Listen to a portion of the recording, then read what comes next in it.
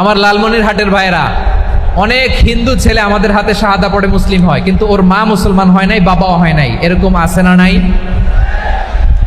তো ও হয়েছে মুসলিম, মা বাপ হিন্দু, এখন মা বাপ কি বাদ?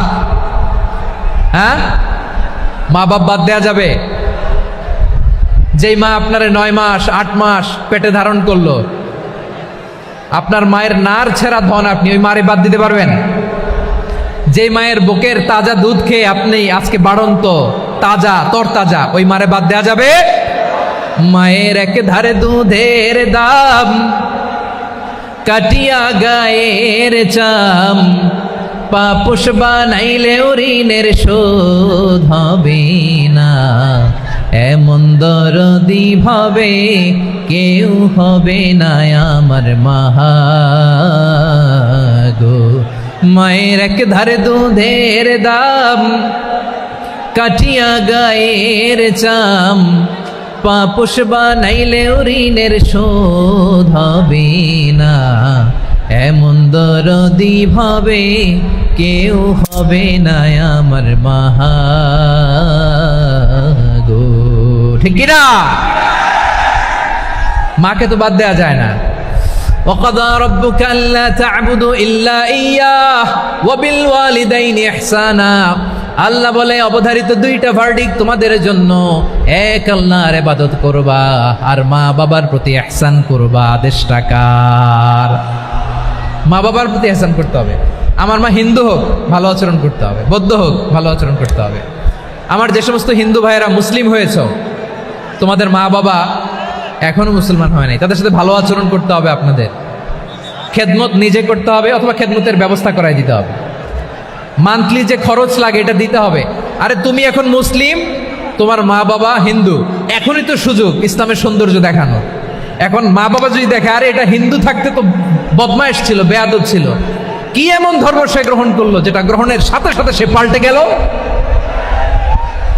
কি এমন ধর্ম সে গ্রহণ করেছে যেটা তার জীবনকে আলোকিত করে দিয়েছে? নসিব ভালো হইলে তারাও কালিমা পড়ে মুসলমান হয়ে যাবে। বিষ্ণু ইসলামের স্ত্রীর নাম ছিল আয়েশা রাদিয়াল্লাহু তাআলা আনহা, আবু বকর রাদিয়াল্লাহু তাআলা আনহুর মেয়ে। আবু বকর রাদিয়াল্লাহু তাআলা আনহুর আরেক মেয়ের নাম হচ্ছে আসমা। কি নাম? দুজনই আবু বকর রাদিয়াল্লাহু তাআলা আনহুর মেয়ে, আসমা আর আয়েশা। নাম দুইটা কেমন লাগে? আসমা নামটা কেমন লাগে? আয়েশা নামটা কেমন লাগে? সবার ভালো লাগে নাই? নাম দুটো আপনাদের ভালো লাগে?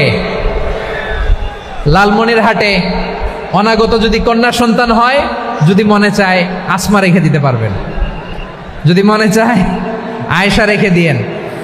দেশে বিদেশে এয়ারপোর্টে রাস্তাঘাটে শুধু বলে হুজুর একটা নাম দেন, আমার ছেলের একটা নাম দেন, মেয়ের একটা নাম দেন। তো আমার মনে আছে যশোরের 8 দিনের মাহফিলে আমি একটা দুইটা নাম দিয়েছিলাম। আজকে লালমনিরহাটের এই প্রোগ্রামে কন্যা সন্তান যদি হয়, দুটা নাম দিলাম, আসমা কিংবা আয়েশা। ইনশাআল্লাহ পড়েন। দুজন বোন, এক মায়ের না, বাবা এক মা দুইজন। আয়েশা রাদিয়াল্লাহু তাআলা আনহার মায়ের নাম উম্মে রুমান, আর আসমা রাদিয়াল্লাহু তাআলা আনহার মায়ের নাম কুতাইলা বিনতে আব্দুল উজ্জা। আবু বকর রাদিয়াল্লাহু তাআলা আনহু 4টা বিয়ে করেছিলেন। তো একই ঘটনা ঘটেছে এই ফ্যামিলিতে। আসমা ইসলাম ধর্ম গ্রহণ করে মুসলিমা, কিন্তু তার মা কুতাইলা মুশরিকা।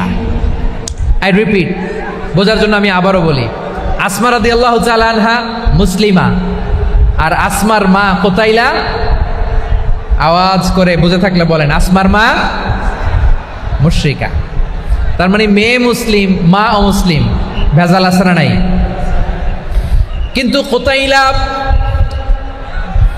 আর ধৈর্য ধারণ করতে পারে না। নার ছেঁড়া ধন, কলিজার টুকরা ধন, কলিজার টুকরা সন্তান আসমারে দেখতে বড্ড মন চায়। সাইয়েদনা আসমা রাদিয়াল্লাহু তাআলা আনহা মক্কা থেকে হিজরত করে মদিনায় চলে গেলেন। হুদাইবিয়ার পর যখন মক্কা মদিনার ট্রাফিক স্বাভাবিক হলো, মক্কার লোক মদিনায় যায়, মদিনার লোক মক্কায় আসে। কুতাইলা কলিজার টুকরা সন্তান আসমারে দেখার জন্য কিছু উপহার নিয়ে বিশাল মরুপথ পাড়ি দিয়ে মক্কা থেকে মদিনায় যায়। সুবহানাল্লাহ বলেন। এখন মা আসছে মেয়ের সাথে দেখা করতে, মেয়ে তো আর দেখা দেয় না। মেয়ে ভাবছে আমার মা তো মুশরিকা, অপবিত্রা, তার সাথে কি দেখা দেয়া যাবে? বিশ্বনবীর দরবারে চলে গেলেন। সুবহানাল্লাহ বলেন।